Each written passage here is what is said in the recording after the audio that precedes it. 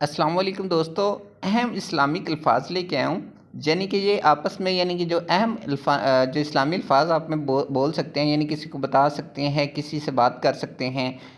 तो ये जो वर्ड मैं आपके लिए लेके आया हूँ और ये मैंने बड़ी जो है मेहनत से लिखे हैं, मेहनत करके जो है ये बनाए हैं। अपने चैनल को सब्सक्राइब कर देना है और लाइक कर देना है वीडियो को अगर अच्छी लगे तो, और इस तरह की मज़ीद वीडियो के लिए आपके पास नोटिफिकेशन पहुंचता रहेगा। चलते हैं वीडियो की तरफ। तो पहले ये है कि अगर आप किसी को नमाज फ़जर के बारे में बताना चाहते हैं कि नमाज फ़जर की जो नमाज़ होती है उसको इंग्लिश में कहते हैं डॉन प्रेयर, कि फ़जर की नमाज के लिए आप जो वर्ड इस्तेमाल कर सकते हैं वो हमारे पास है डॉन प्रेयर। उसके बाद नेक्स्ट हमारे पास है ज़ोहर की नमाज़।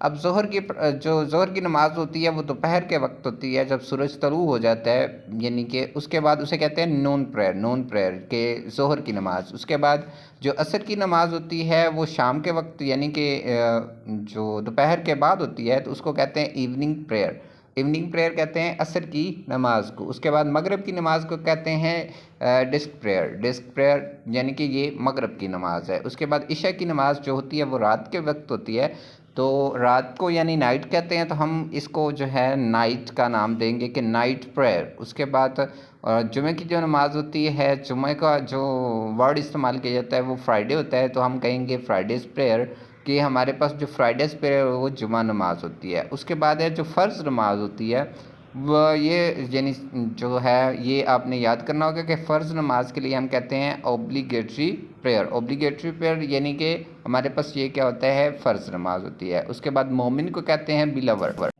तो मोमिन को हम कहते हैं बिलवर। उसके बाद जो कफ़न होता है इसको कहते हैं शॉर्ड यानी कि हमारे पास जो कफ़न होता है इसको हम इंग्लिश में शॉर्ड कहते हैं। उसके बाद जाए नमाज जो होती है उसको कहते हैं हम प्रेयर मैट, जो मैट होता है वो जाए नमाज होता है।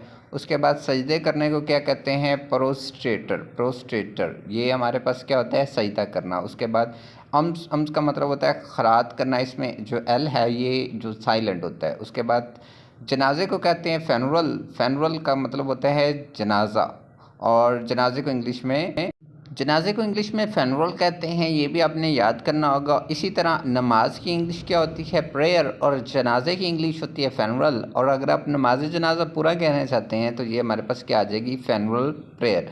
इस तरह की मज़ीद वीडियो के लिए हमारे चैनल को लाइक करें, सब्सक्राइब करें, इस वीडियो को लाइक करें, और कमेंट में हमें जिसकी आपने इंग्लिश सीखनी है या कोई वर्ड नहीं आते वो आपने कमेंट्स में हमें बताना है। ओके, अल्लाह हाफिज़, दुआ में याद रखें।